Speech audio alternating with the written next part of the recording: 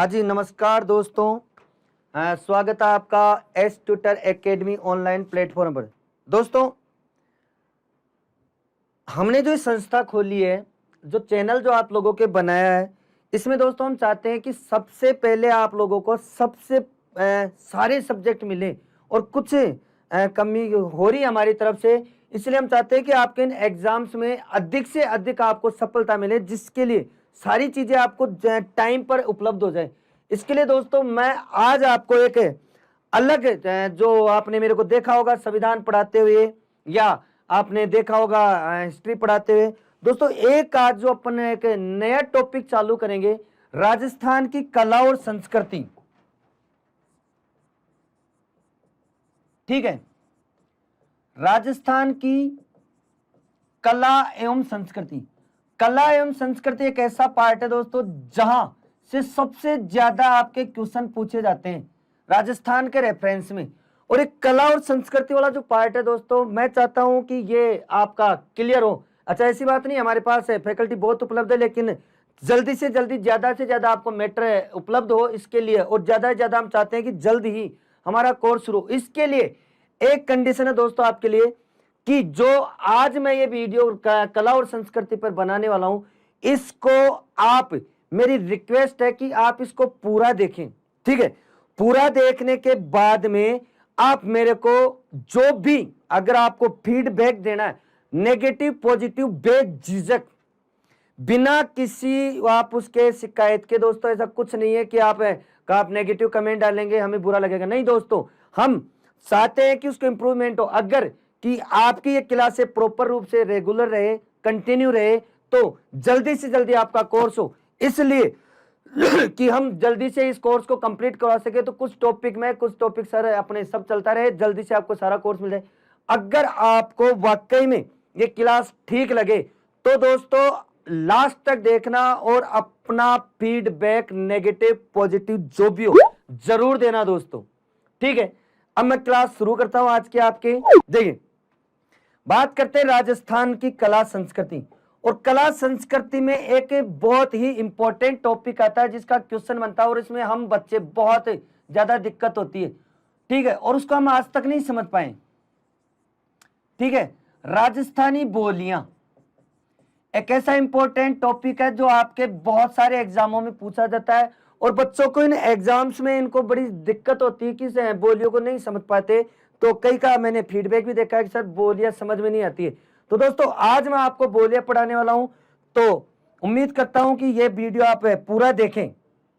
ठीक है दोस्तों, देखिए, सबसे पहले बोलियां समझने के लिए आपको एक चीज जरूर याद रखना दोस्तों। सबसे पहले अगर आप बोलियां याद करना चाहते हैं तो बोलियां याद करने के लिए सबसे पहले आपको पता होना चाहिए हमारे राजस्थान का मैप कंप्लीट। ठीक है, मैप में आपको ये पता होना चाहिए दोस्तों कि हमारे कौन कौन से जगह कहां कहां पड़ती है। ठीक है दोस्तों, तो ये कुछ इस तरीके से आपका राजस्थान होता है।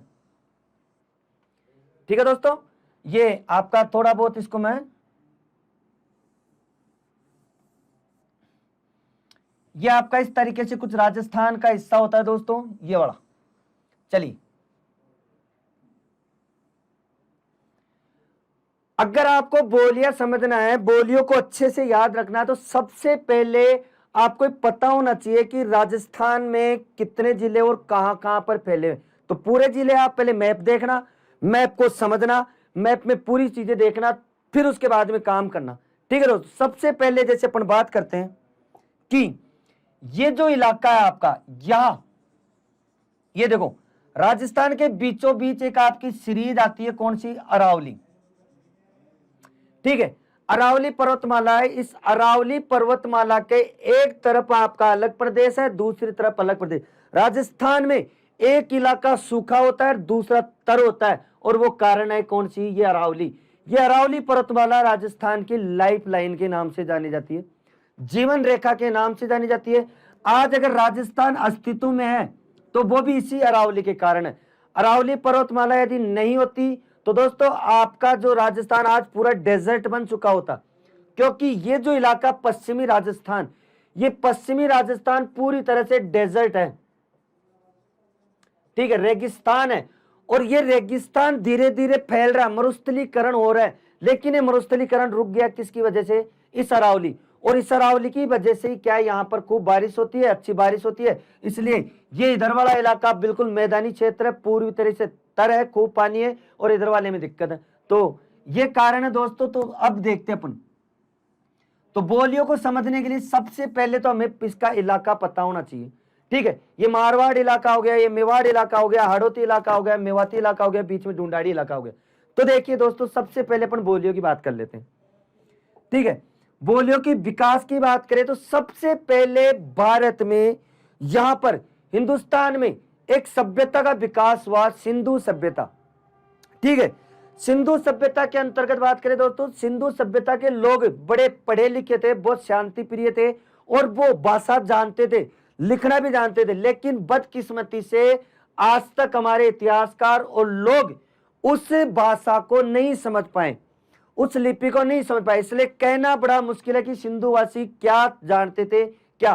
तो उनका इतिहास उन्हीं के साथ दफन हो गया। इसके बाद में भारत में आए कौन? आर्य। कौन आए दोस्तों?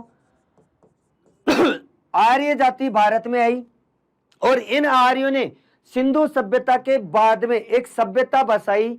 उस सभ्यता का नाम है कौन सा? वैदिक सभ्यता। ठीक से समझिएगा दोस्तों। ठीक है, और वैदिक सभ्यता, इनके समय ये एक भाषा का प्रयोग करते थे दोस्तों, जिसे कहा जाता है वैदिक संस्कृत।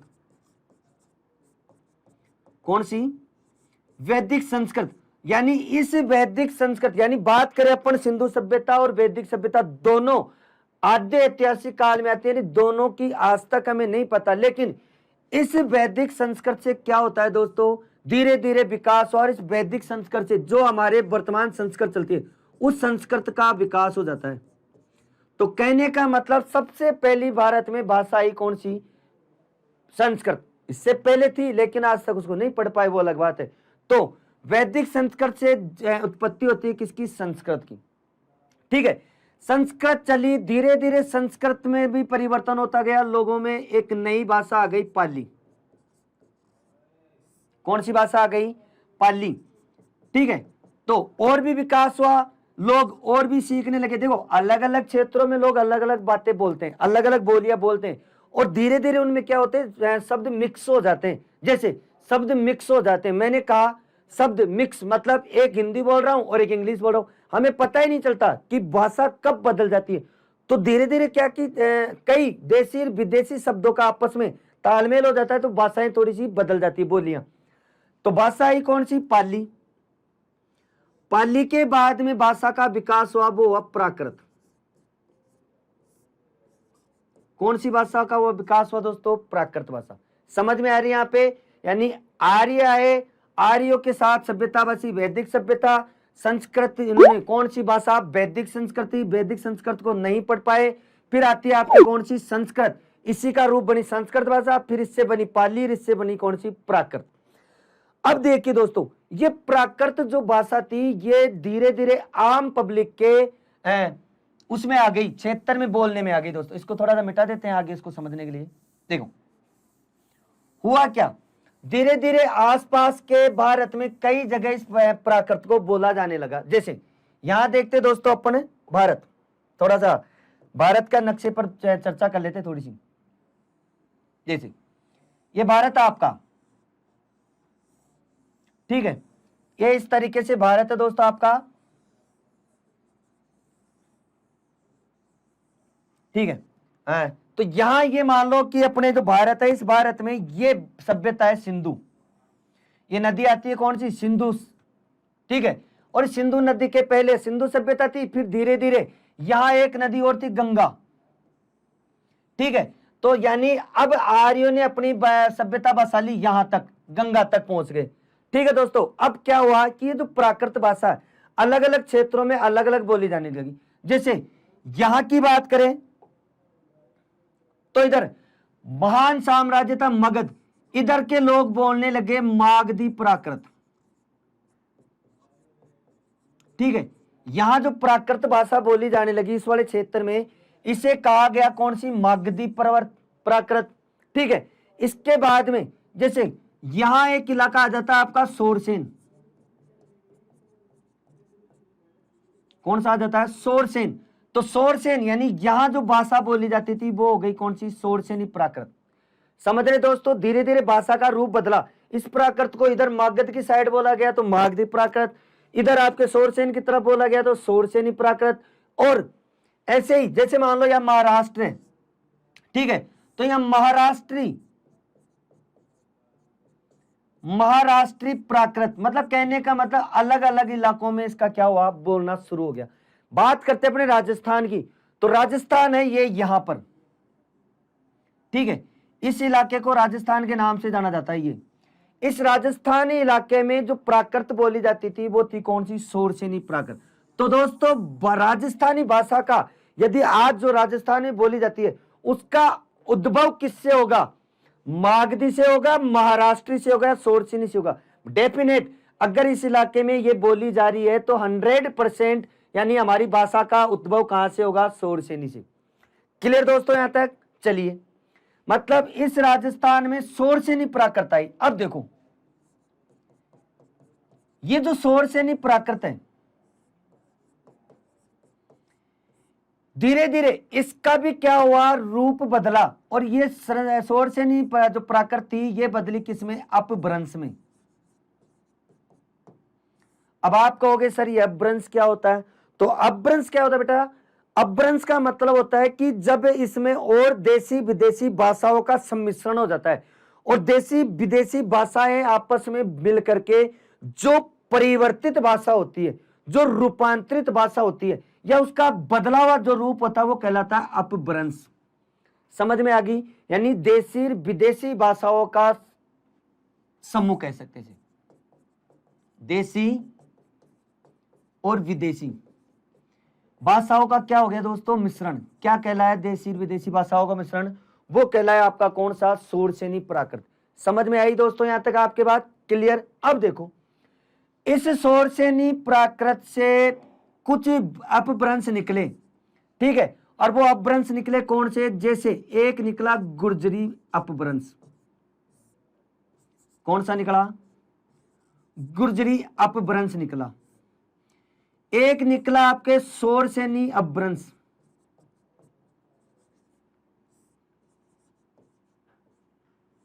ठीक है, कुछ ये सोरसेनी अपभ्रंश वाली भाषा बोलने लगे, कुछ गुजरी अपभ्रंश वाली बोलने लगे, ठीक है, कुछ आपके नागरी अपभ्रंश वाले बोलने लगे। कहने का मतलब अलग अलग भाषाएं, अलग अलग बोलियां बोली जाने लगी राजस्थान में। समझ में आई दोस्तों यहां तक? मतलब सोरसेनी जो प्राकृत है ये बदली किसमें? अपभ्रंश में। और अपभ्रंश के रूप में कौन कौन सी बोली जाने लगी? गुजरी अपभ्रंश या सोरसेनी अपभ्रंश या नागरी अपभ्रंश। अब सवाल यह है, प्रश्न यहां यह बनता है कि राजस्थानी भाषा जो हम अभी बोलते हैं, जो भाषा नहीं है एक बोली है, ठीक है, जिसे मारवाड़ी बोली के रूप में जान, ये मारवाड़ी बोली किस में से बनेगी? या तो वो गुजरी में से निकलेगी, या फिर वो सोरसेनी में से निकलेगी, या फिर वो किससे निकलेगी? नागरी से निकलेगी। डेफिनेट यही होगा भाई, कहीं ना कहीं ये जो सोरसेनी का रूप बदला तो इनका होगा या नहीं होगा? इन्हीं में से होगा, या तो गुजरी में से, या सोरसेनी में से, नागरी में से। तो लोगों के अलग अलग मतभेद है। कोई लोग कहते हैं कि जो मारवाड़ी भाषा है वो इस गुजरी अपभ्रंश का रूप है, कई लोग कहते हैं कि जो मारवाड़ी भाषा है वो सोरसेनी अपभ्रंश है, कई लोग कहते हैं वो नागरी अपभ्रंश है। तो यहां पर अनेक विद्वानों में अनेक मतभेद है। तो इन मतभेदों को समझने के लिए हम आगे चलते हैं दोस्तों। सबसे पहले तो ये चीज आपके समझ में आई या नहीं है? जहां तक आ गई होगी, क्योंकि राजस्थानी बोलियों की बात करें तो सबसे पहले यहां आई कौन सी? आर्य जाति। आर्यों ने कौन सी सभ्यता बसाई? वैदिक। और कौन सी भाषा? संस्कृत। कौन सी? वैदिक संस्कृत। वैदिक संस्कृत से जो वर्तमान संस्कृत चल रही है उसका जन्म हुआ। इससे पाली भाषा का हुआ, फिर प्राकृत भाषा का हुआ। प्राकृत भाषा अलग अलग भागों में बटी, जैसे ये राजस्थान वाले क्षेत्र में बोली जाती थी सोरसेनी प्राकृत, इधर आपके मागधी प्राकृत, और ये हो गई महाराष्ट्री प्राकृत। यानी जो राजस्थान के आसपास वाले इलाके में जो बोली जाती थी वो बोली जाती थी कौन सी?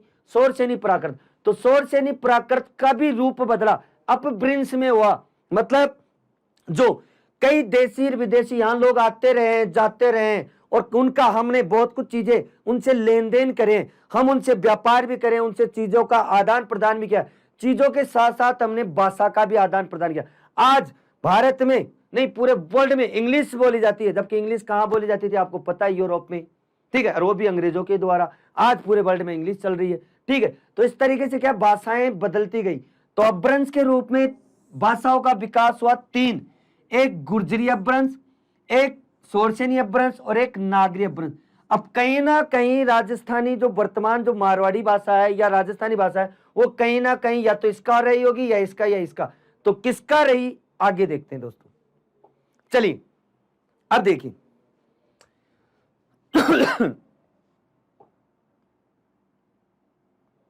यहां डिवाइड कर देते दोस्तों अपभ्रंश को,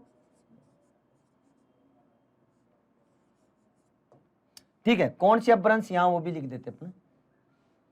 किससे हुआ दोस्तों, शोरसेनी। शोरसेनी प्राकृत से विकास हुआ किसका, हमारे कुछ अपभ्रंशों का।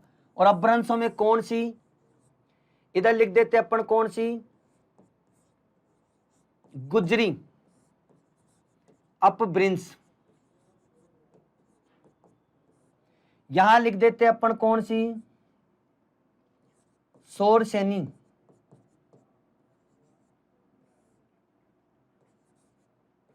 अपभ्रंश। तीसरा लिख देते अपन कौन सी, नागरी अपभ्रंश, ठीक है। आइए देखते हैं। यहां पर बात करें तो अनेक विद्वानों का, कुछ विद्वान ये कहते हैं कि जो राजस्थानी जो वर्तमान जो भाषा है, ठीक है, इस राजस्थानी भाषा का, ठीक है, इस राजस्थानी भाषा का जो उद्भव हुआ वो किससे हुआ, वो इस गुजरी अपभ्रंश से हुआ। ये कुछ विद्वान मानते हैं, ठीक है। ऐसे विद्वानों में हम एक दो की बात कर लेते हैं। जैसे यहां पर आ जाएगा, एक विद्वान है आपका विदेशी जिसका नाम है जॉर्ज अब्राहम गियर्सन। कौन है दोस्तों, जॉर्ज अब्राहम गियर्सन। इस जॉर्ज अब्राहम गियर्सन का मानना है कि ये जो राजस्थानी भाषा है वर्तमान में या बोली है, इसका उद्भव किससे हुआ है, गुर्जरी अपभ्रंश से माना जाता है, ठीक है। एक थे आपके दूसरे पुरुषोत्तम मेनारिया, ठीक है, पुरुषोत्तम मेनारिया। इन पुरुषोत्तम मेनारिया का भी मानना है कि राजस्थानी जो भाषा है इसका जन्म या इसका उद्भव या इसकी उत्पत्ति जो हुई है वो किससे हुई है, गुर्जरी अपभ्रंश से हुई है। तो ये दो विद्वान हो गए दोस्तों, ठीक है, एक जॉर्ज अब्राहम गियर्सन और एक हो गए पुरुषोत्तम मेनारिया। फिर कुछ लोग कहते हैं कि जो राजस्थानी भाषा का उद्भव हुआ है वो किससे हुआ है, शोरसेनी अपभ्रंश से। किससे हुआ, शोरसेनी अपभ्रंश से। इसके समर्थन में जो कहते हैं वो है कौन से, मोतीलाल मेनारिया। कौन से दोस्तों, मोतीलाल मेनारिया। और दूसरे की बात करें अपन तो यहां पर एक और थे, के एम मुंशी, ठीक है, के एम मुंशी यानी कन्हैयालाल माणिक्यलाल वर्मा, ठीक है। तो कन्हैयालाल का मुंशी, के एम आपका ये हो गया था, ये वही है जो अपने एकीकरण के समय काम आए थे और वो अपने आंदोलन में काम कर रहे थे, वही के एम मुंशी है दोस्तों। यहां ध्यान देना, शोरसेनी अपभ्रंश का जो शोरसेनी अपभ्रंश से राजस्थानी भाषा का उद्भव मानते हो कौन कौन मानते हैं, मोतीलाल मेनारिया और के एम मुंशी। यहां तक क्लियर दोस्तों आपको। नेक्स्ट बात करते हैं आपके कौन सी, नागरी अपभ्रंश, ठीक है। तो राजस्थानी भाषा का उद्भव, राजस्थानी भाषा का उद्भव इस नागरी अपभ्रंश से कौन कौन मानते, कौन कौन इसका सपोर्ट करते, कौन कौन इसका समर्थन करते। देखिए यहां पर बात करें इस नागरी भाषा का या नागरी अपभ्रंश को सपोर्ट करते हैं कौन, एक थे आपके एलपी टेसीटोरी, ठीक है। एलपी टेसीटोरी एक आपके भाषाविद थे, मतलब इसको कहा जाता है, पूरा नाम है इसका लुइजी पियो टेसीटोरी। ऐसे कोई पूछता नहीं है, पूरे नामों में लफड़ा रहता है, कोई नहीं, फिर भी ध्यान रखो कि क्या नाम है, लुइजी पियो टेसीटोरी, यानी टेसीटोरी पियो, लियोजी टेसीटोरी पियो, हमारी राजस्थानी भाषा में बोल दे कि लो साहब पियो क्या टेसिटोरी, मतलब नाम है एलपी टेसिटोरी। दोस्तों ये कहां के थे, ये थे इटली के, कहां के थे, इटली के। ठीक है, ये भारत आए और भारत आकर के ये बसे कहां, राजस्थान में बसे, और राजस्थान के कहां, बीकानेर में। ठीक है, राजस्थान में बीकानेर में आकर के बसे और बीकानेर में रहने लगे। अब बीकानेर में क्या था कि आपके थे गंगा सिंह, महाराजा गंगा सिंह। इन महाराजा गंगा सिंह ने क्या कहा, इसे एक काम दिया कि चारण साहित्य पर स्टडी करने के लिए। किसके ऊपर, जो चारण साहित्य है उसके ऊपर स्टडी करने के लिए कहा कि आप पता करो कि जो चारण साहित्य इसमें क्या है क्या नहीं है। तो इन्होंने इसके ऊपर क्या किया दोस्तों, एक चारण साहित्य लिखा। ठीक है, और जब चारण साहित्य के सॉरी लिखा नहीं, समझा, और इन्होंने बताया कि जो ये राजस्थानी भाषा है इसका उद्भव हुआ किससे, नागरी अपभ्रंश से। और इन्होंने छापा कहां, एक पत्रिका थी इंडियन एंटीक्वेरी, इंडियन एंटीक्वेरी पत्रिका थी जिसने सबसे पहले, ठीक है, या इस एंटीक्वेरी पत्रिका में इन्होंने क्या किसको छापा, ये जो बोली जाती है राजस्थान में ये भाषा होती है कौन सी, राजस्थानी या मारवाड़ी। तो मारवाड़ी बोली के नाम से, मारवाड़ी बोली के नाम से इन्होंने इंडियन एंटीक्वेरी पत्रिका में सबसे पहले इसको छापा। तो यहां सपोर्ट करने वाले नागरी अपभ्रंश का कौन है, वो एलपी टेसिटोरी। क्लियर दोस्तों। अब सब विद्वानों का अलग अलग मानना है, कोई कहता है गुर्जरी अपभ्रंश का है, कोई कहता है सोरसेनी अपभ्रंश का है, कोई कहता है नागरी अपभ्रंश का है। जहां पर जो सर्वाधिक मत है वो इसे मानते हैं। ठीक है, सर्वाधिक मत जो मानते हैं विद्वानों का मानना है कि किससे हुई, गुर्जरी अपभ्रंश से, या फिर इसके बाद मानते हैं किसे, आपके सोरसेनी अपभ्रंश से। ठीक है दोस्तों, और कुछ फिर मानते हैं आपको किसको, नागरी अपभ्रंश से। तो इस तरीके से ये रहा आपका, तो सर्वाधिक विद्वान जो मानते हैं किससे मानते हैं, गुर्जरी अपभ्रंश से। यहां तक इसका आपका क्लियर हो गया दोस्तों, अच्छे से समझ में आ गया। गुर्जरी अपभ्रंश को सपोर्ट करने वाले जॉर्ज अब्राहम ग्रेसन और पुरुषोत्तम मेनारिया, सोरसेनी को समर्थन करने वाले मोतीलाल मेनारिया, के.एम. मुंशी, और नागरी अपभ्रंश को करने वाले थे कौन से, लुइजी पियो टेसिटोरी, मतलब एलपी टेसिटोरी। ठीक है दोस्तों, यहां तक आगे देखते हैं दोस्तों। अब देखो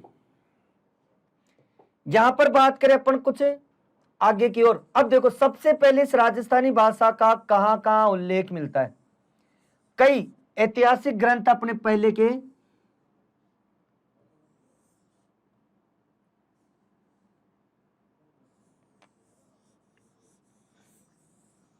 ठीक है, कई ऐतिहासिक ग्रंथ अपने जिनके बारे में पता चलता है। जैसे सबसे पहले राजस्थानी भाषा के बारे में बात करें तो एक थे आपके कौन, एक लेखक थे आपके,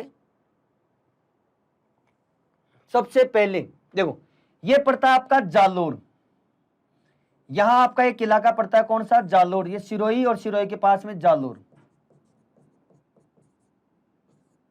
सॉरी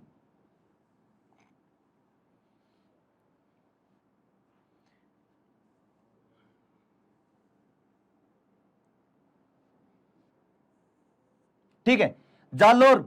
देखो इस जालोर में आपके, ये जालोर 8वीं शताब्दी में,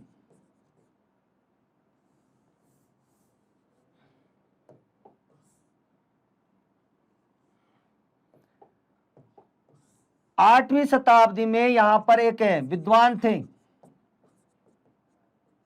ठीक है, 8वीं शताब्दी में थे जिनका नाम था उद्योतन सूरी।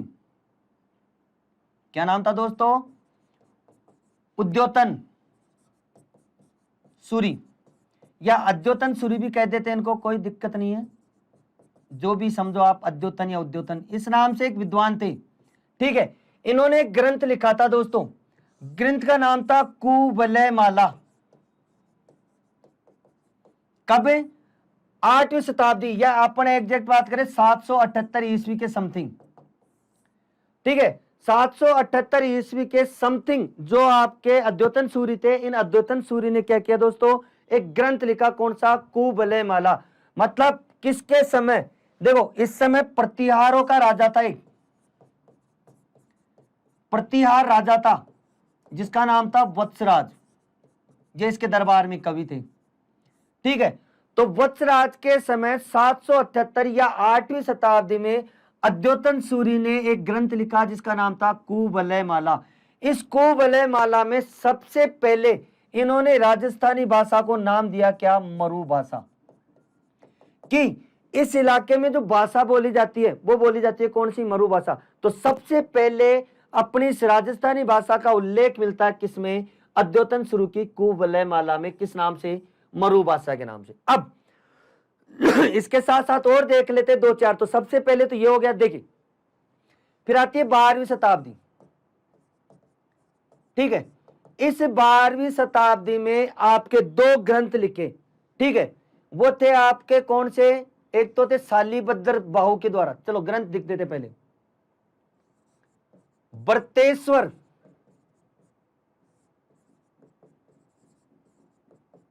बाहुबली रास, ग्रंथ था कौन सा, बर्तेश्वर बाहुबली रास। और दूसरा ग्रंथ था कौन सा आपका,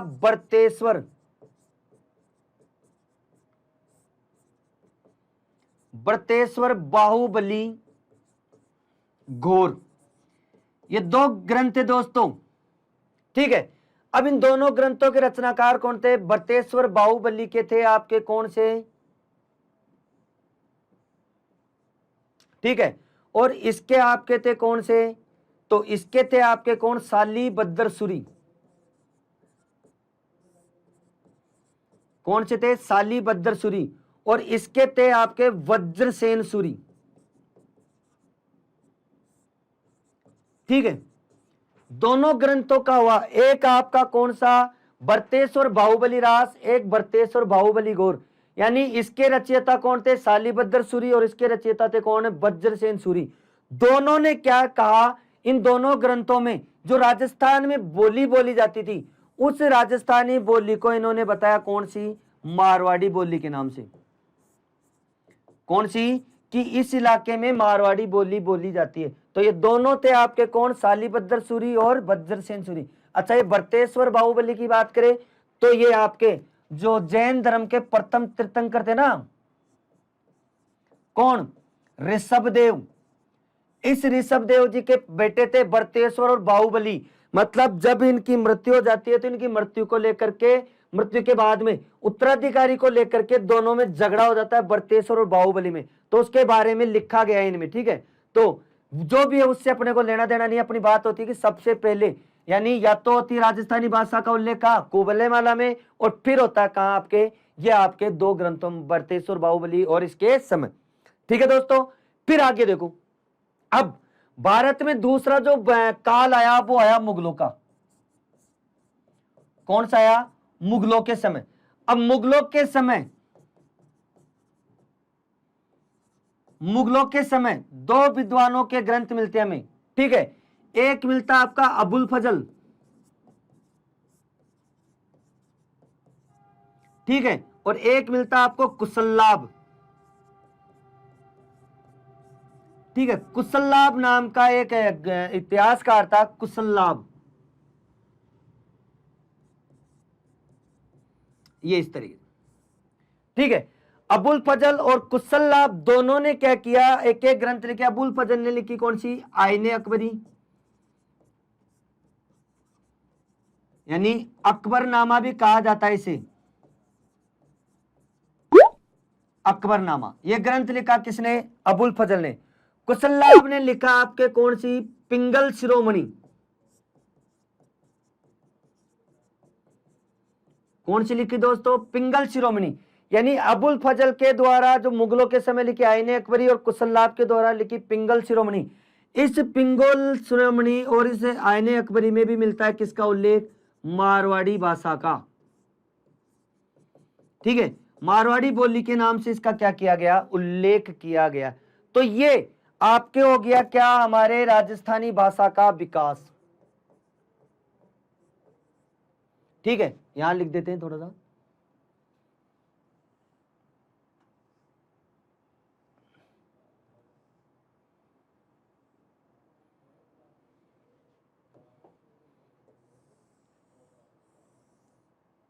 चलिए दोस्तों, क्या हो गया आपका राजस्थानी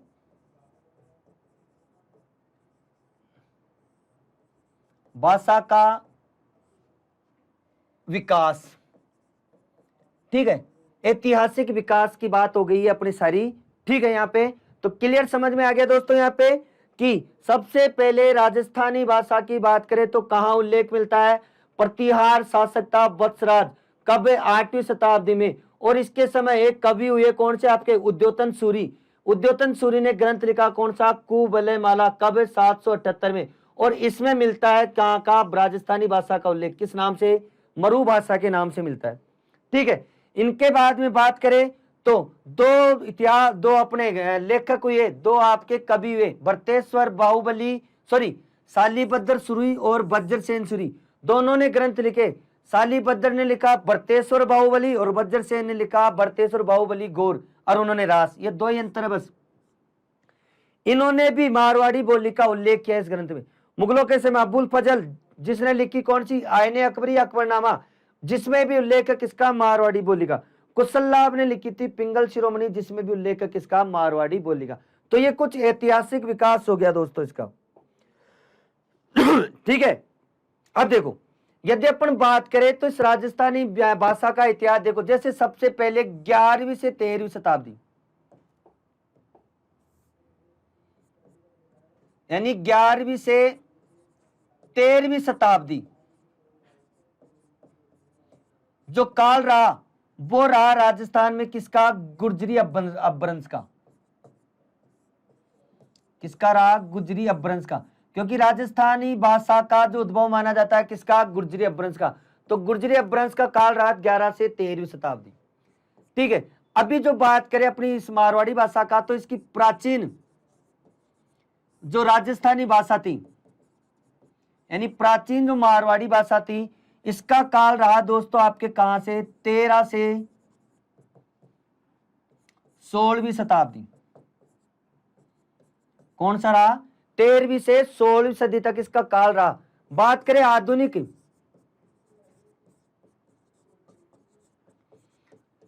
राजस्थानी की, तो आधुनिक राजस्थानी का जो काल रहता है दोस्तों वो कहा जाता है आपका कहां से, 18वीं से वर्तमान तक मान लो। ठीक है, ये कुछ काल पूछ ले आपको कि बताइए गुर्जरी अपभ्रंश का काल कौन सा रहा, तो आपको क्या बताना है, 11वीं से 13वीं शताब्दी। यदि आपको पूछ ले प्राचीन राजस्थानी बोली का काल क्या है, तो आपको जवाब देना दोस्तों कौन सा है, 13वीं 16वीं शताब्दी। या आधुनिक राजस्थानी के बारे में पूछ ले तो जवाब देना आपको कौन सा, 18वीं से वर्तमान तक। अब देखिए जो अभी बात करें अपनी इस राजस्थानी भाषा, तो इस राजस्थानी भाषा का जो स्वर्णिम काल है, राजस्थानी भाषा का जो गोल्डन पीरियड है, वो गोल्डन पीरियड है दोस्तों कहां से लेकर के 1700 से लेकर के 1900 तक। यह माना जाता है हमारे राजस्थान के इतिहासकारों का कि राजस्थानी भाषा का सबसे ज्यादा विकास हुआ वो हुआ किससे, 1700 से लेकर 1900 तक। तो ये 1700 से लेकर 1900 तक का काल कहलाता है कौन सा, राजस्थानी भाषा का गोल्डन पीरियड, यानी स्वर्ण काल। चलिए दोस्तों, अब आती है आपके मेन राजस्थानी बोलियां। तो ये तो हो गया इसका इतिहास।